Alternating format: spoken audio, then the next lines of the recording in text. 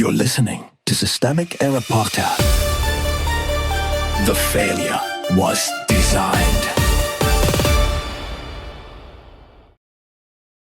This nuclear message is built to stomp martyr. And it isn't corruption, based on an article by Jason Mishik.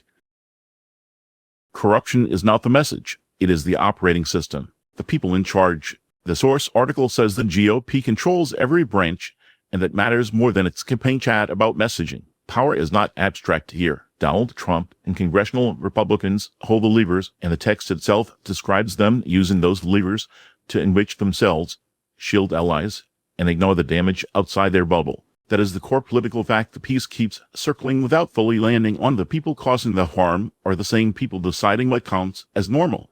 What the article gets right.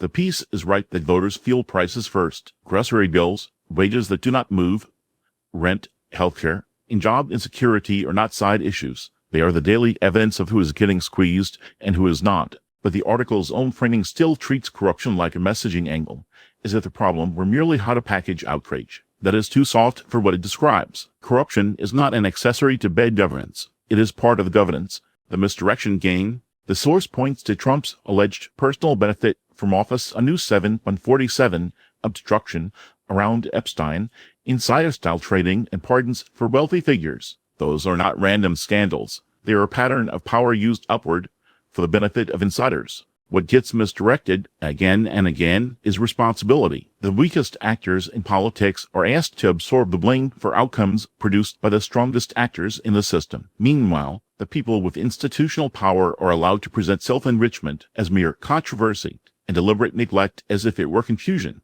Affordability as the trap door. The article understands something important. Corruption alone is not enough to move most voters if their immediate problem is survival. That is the practical truth buried in the text. People vote with their wallets because they live inside material reality, not inside moral branding exercises. So yes, affordability has to be the front door, but the wrong lesson would be to separate affordability from corruption. The connection is the point. A ruling faction that spends its time helping itself will not fix wages, prices, healthcare, or the cost of raising a family. It is too busy extracting. What pattern this reveals?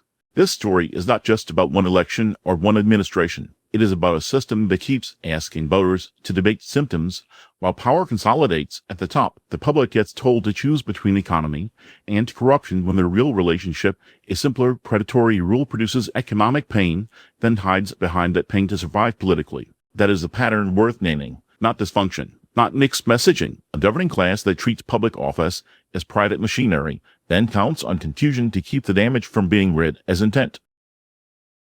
You've been listening to Systemic Error. Thanks to our story for today's article with the automated voice of Norman. Thanks for listening.